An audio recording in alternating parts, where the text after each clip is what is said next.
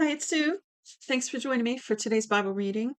This is the reading for March 22nd, and I'm reading Judges 10 through 12. Verse 1. After Abimelech, Tola the son of Puah, the son of Dodo, the man of Issachar, arose to save Israel. So this is another judge that they're about to talk about, named Tola, T-O-L-A. And by the way, don't forget to look at that Bible Project overview that's linked in the description. It'll give you a little picture of who these judges were. He lived in Shamir in the hill country of Ephraim. He judged Israel 23 years and died and was buried in Shamir. After him, Jair, the Gileadite, arose, and he judged Israel 22 years. He had 30 sons who rode on 30 donkey colts, and they had 30 cities, which are called Havoth Jair to this day, which are in the land of Gilead. Jair died and was buried in Kamon, Kamon. The children of Israel again did that which was evil in Yahweh's sight and served the Baals, the Ashtoreth, the gods of Syria, the gods of Sidon, the gods of Moab, the gods of the children of Ammon, the gods of the Philistines. They abandoned Yahweh and didn't serve him. Yahweh's anger burned against Israel, and he sold them into the hand of the Philistines and into the hand of the children of Ammon. They troubled and oppressed the children of Israel that year. For 18 years they oppressed all the children of Israel that were beyond the Jordan in the land of the Amorites, which is in Gilead.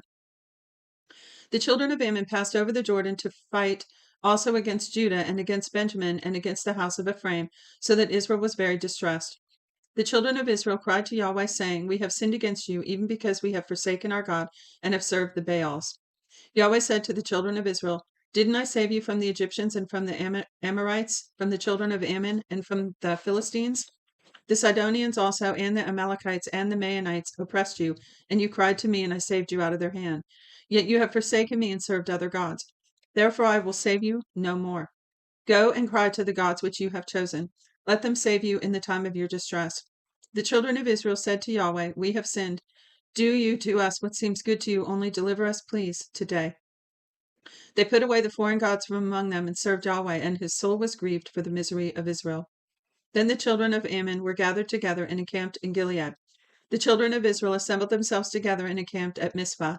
The princes of Gilead, said to one another, Who is the man who will begin to fight against the children of Ammon? He shall be head over all the inhabitants of Gilead. Now Jephthah the Gileadite was a mighty man of valor, and he was the son of a prostitute. Gilead became the father of Jephthah. Gilead's wife bore him sons. When his wife's sons grew up, they drove Jephthah out and said to him, You will not inherit our father's house, for you are the son of another woman. Then Jephthah fled from the brothers and lived in the land of Tob. Outlaws joined up with him, and they went out with him. After a while, the children of Ammon made war against Israel. When the children of Ammon made war against Israel, the elders of Gilead went to get Jephthah out of the land of Tob. They said to him, Come and be our chief, that we may fight the children of Ammon. He said to the elders of Gilead, Didn't you hate me and drive me out of my father's house? Why have you come to me now when you are in distress? The elders of Gilead said to him, Therefore we have turned again to you now, that you may go with us and fight the children of Ammon. You will be our head over all our inhabitants of Gilead. Jephthah said to the elders of Gilead, If you bring me home again to fight with the children of Ammon, and Yahweh delivers them before me, will I be your head? The elders of Gilead said to him, Yahweh will be witness between us. Surely we will do what you say. Then Jephthah went with the elders of Gilead, and the people made him head and chief over them. Jephthah spoke all the words before Yahweh in Mizpah. Jephthah sent messengers to the king of the children of Ammon, saying, What have you to do with me that you have come to me to fight against my land?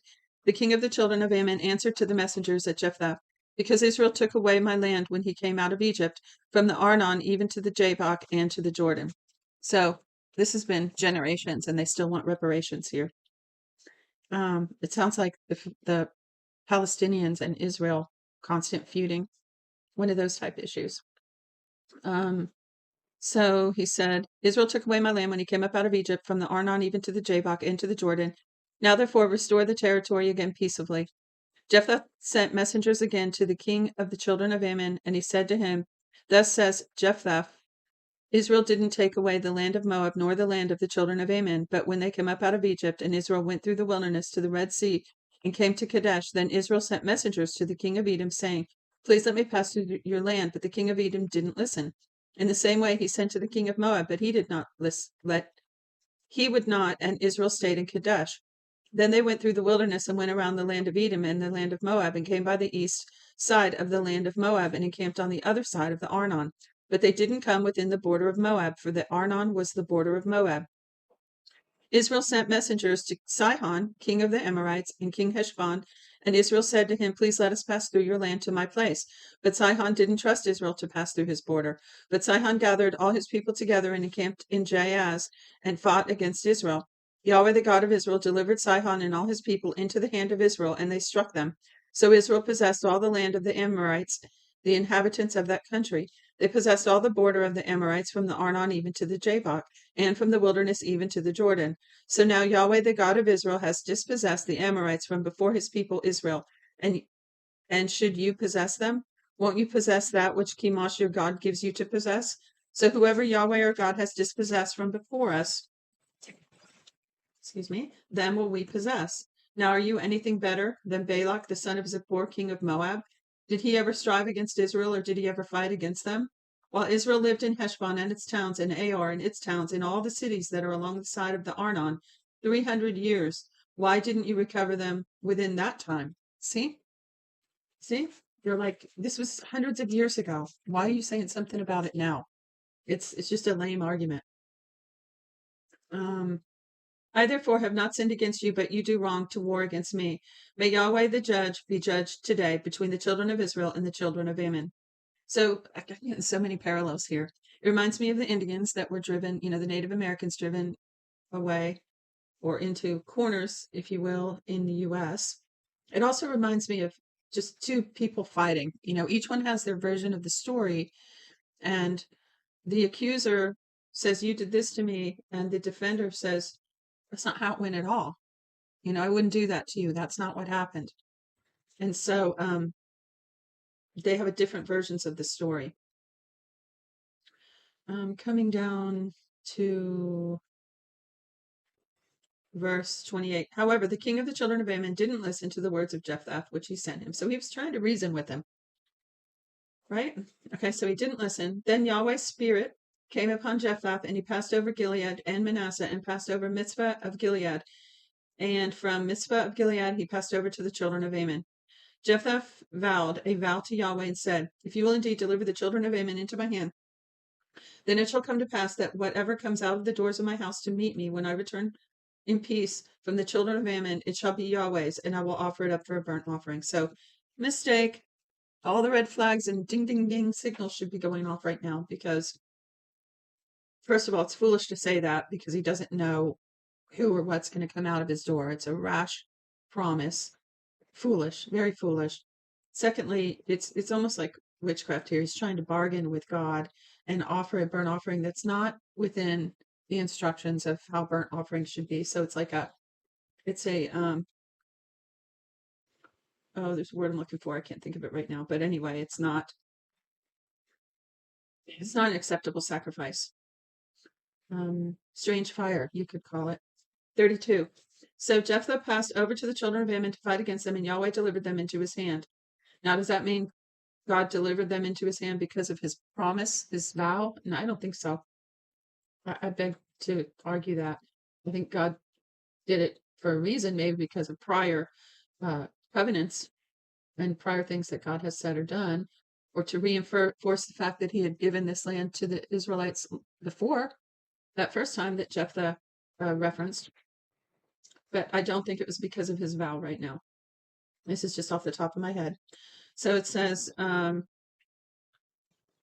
leave off again.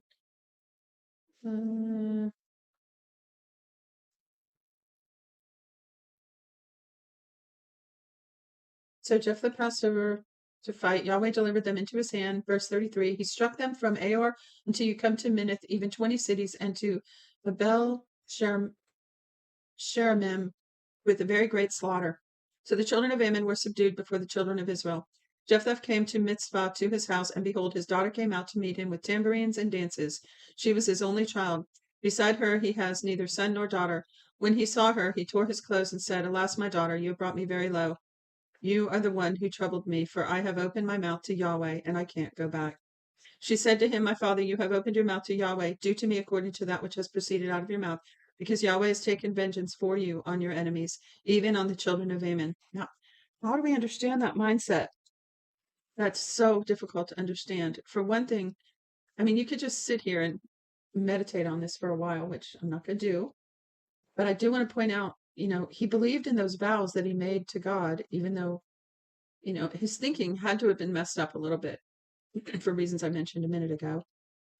And then apparently the daughter believed that and was self-sacrificing to the point, of this greater good that she perceived happening.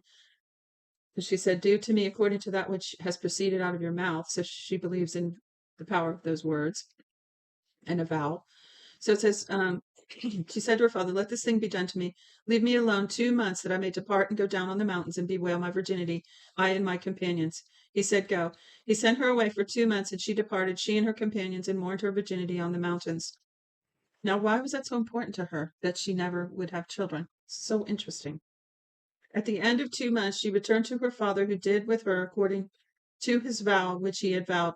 She was a virgin. It was customary in Israel that the daughters of Israel went yearly to celebrate the daughter of Jephthah the Gileadite 4 days in a year. Boy, I need some backstory on all that. That is really something. Okay, last chapter here. It's very short. 12 verse 1. The men of Ephraim were gathered together and passed northward, and they said to Jephthah, why did you pass over to fight against the children of Ammon and didn't call us to go with you?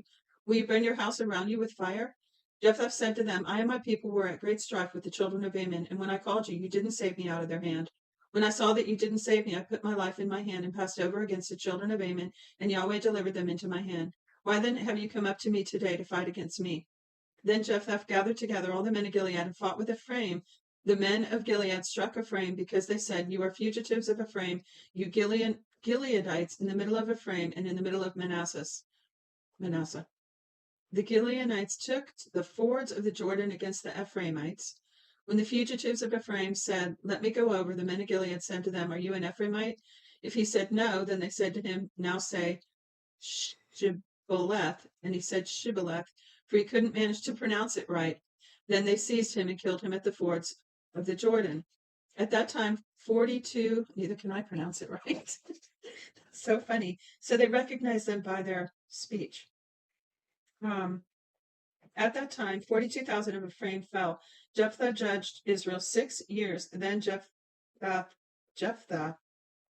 the Gileadite died and was buried in the cities of Gilead. After him, Ibzan of Bethlehem judged Israel. He had 30 sons and 30 daughters and sent outside the clan. Wait a minute, back up. Verse 9. He had 30 sons and 30 daughters he sent outside his clan, and 30 daughters he brought in from outside his clan for his sons. He judged Israel 7 years. Ibzan died and was buried at Bethlehem. After him, Elon the Zebulunite judged Israel, and he judged Israel 10 years. Elon the Zebulunite died and was buried in Aijalon in the land of Zebulun. After him, Adon the son of Hillel the Pirathonite judged Israel. He had 40 sons and 30 sons who rode on 70 donkey colts. He judged Israel 8 years. Abdon the son of Hillel the Pirathonite died and was buried in Pirathon in the land of Ephraim in the hill country of the Amalekites. That's it for today's reading. God bless you today, and I'll talk to you later.